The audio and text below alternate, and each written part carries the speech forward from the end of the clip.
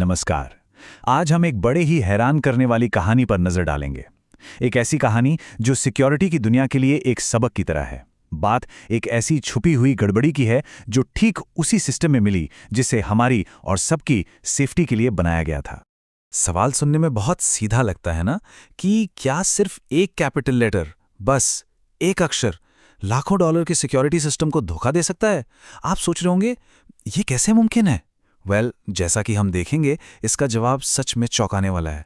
देखिए, हम सब अपनी डिजिटल दुनिया में टू फैक्टर ऑथेंटिकेशन यानी 2FA पर कितना भरोसा करते हैं, है ना?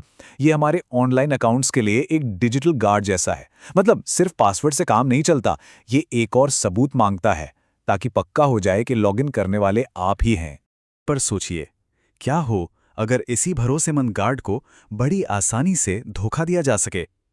सुनने में अजीब लगता है, लेकिन असल में एक बहुत पॉपुलर सिक्योरिटी प्रोडक्ट में सालों से एक ऐसी ही खामी छुपी हुई है और हमलावर आज भी इसका जमकर फायदा उठा रहे हैं। तो चलिए अब जरा गहराई में उतरते हैं और समझते हैं कि ये पूरी गड़बड़ी आखिर है क्या और ये काम कैसे करती है। तो इस खामी का एक ऑफिशियल नाम भी है, CVE 2020 12812। अब ये सुनने में टेक्निकल लगता है, पर आसान भाषा में समझें तो ये फोर्ट OAS नाम के एक बहुत पॉपुलर नेटवर्क सिक्योरिटी सिस्टम के SSL VPN में एक प्रॉब्लम है। अब ये SSL VPN क्या है? अरे भाई, ये वो टेक्नोलॉजी है जिससे लोग घर से या कहीं बाहर से ऑफिस के नेटवर्क से सेफली जुड़ते हैं, और यही गड़बड़ी हमलावरों को 2FA को पूरी तरह से बाईपास करने का सीधा रास्ता दे देती है।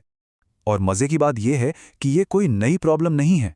इसका पता तो 2020 में ही चल गया था और इसे ठीक करने के लिए पैच भी आ गया था, पर 2021 से ही हैकर्स इसका इस्तेमाल कर रहे हैं। और अभी हाल ही में फोर्टिनेट को फिर से चेतावनी देनी पड़ी कि इस पर एक्टिव हमले हो रहे हैं। मतलब ये आज भी उतना ही बड़ा खतरा है। अब इस पूरी प्रॉब्लम की जड़ कहाँ है?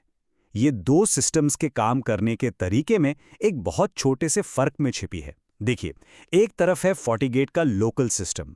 इसके लिए स्मॉल लेटर्स वाला J स्मिथ और कैपिटल J वाला J स्मिथ दो अलग अलग लोग हैं। इसे कहते हैं केस सेंसिटिव। वहीं दूसरी तरफ है LDAP सर्वर। आप इसे एक डिजिटल फोन बुक की तरह समझ सकते हैं।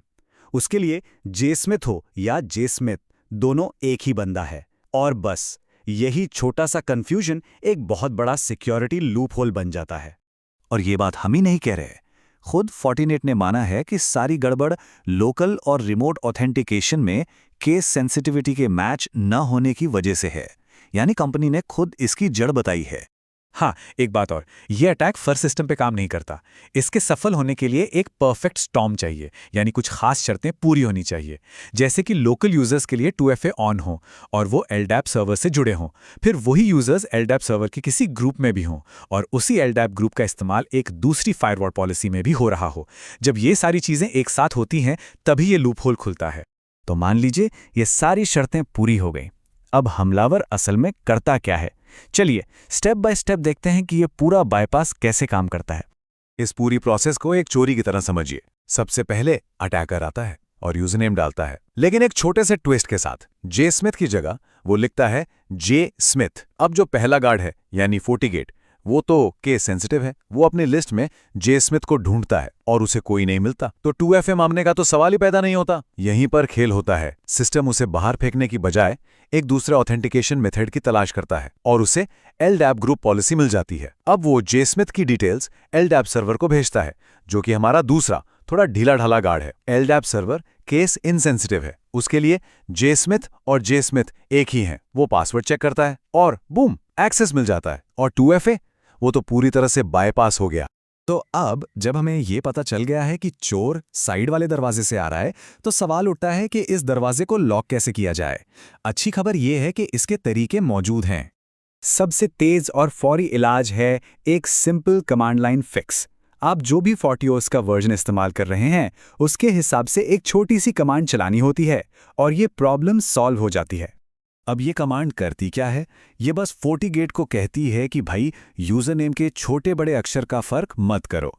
जब FortiGate के लिए भी J स्मिथ और J स्मिथ एक ही हो जाते हैं, तो वो लोकल लेवल पर ही यूजर को पहचान लेता है और उसे साइड वाले दरवाजे पर भेजने की नौबत ही नहीं आती। बस बाईपास का रास्ता बंद।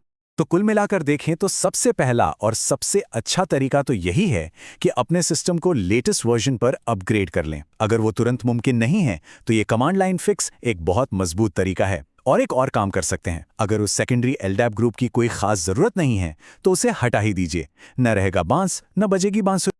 तो इस पूरी कहानी से हमें सिर्फ एक टेक्निकल खामी का पता नहीं चलता, बल्कि ये हमें साइबर सिक्योरिटी के एक बहुत बड़े सबक की याद दिलाती है। देखिए, हर सिक्योरिटी वल्नरेबिलिटी को एक CVSS स्कोर दिया जाता है, मतलब खतरे का लेवल। इस वाले का स्कोर सिर्फ 5.2 है, जिसे मीडियम यानी मध्यम खतरा माना जाता है।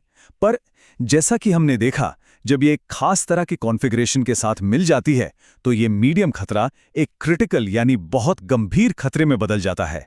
ये 2FA जैसी मजबूत दीवार को भी गिरा सकता है। और यही आज का सबसे बड़ा टेकअवे है। सिक्योरिटी एक चेन की तरह है, और सबसे छोटी मामूली लगने वाली चीजें भी सबसे बड़े और खतरनाक नतीजे दे सकती हैं। एक जरा सी कोडिंग की भूल और एक आम सी सेटिंग दोनों मिलकर किसी भी ऑर्गेनाइजेशन के पूरे सुरक्षा कवच को तहस-नहस कर सकते हैं। और ये हमें एक बहुत ज़रूरी सवाल पर लाकर छोड़ देता है, हमारे सबसे ज़रूरी डेटा की सुरक्षा और कौन सी ऐसी ही छोटी छोटी असाधारण सी दिखने वाली बातों पर टिकी है जिन्हें हम रोज़ नज़रअंदाज कर देते हैं। ज़रा सोचिएगा इस बारे में।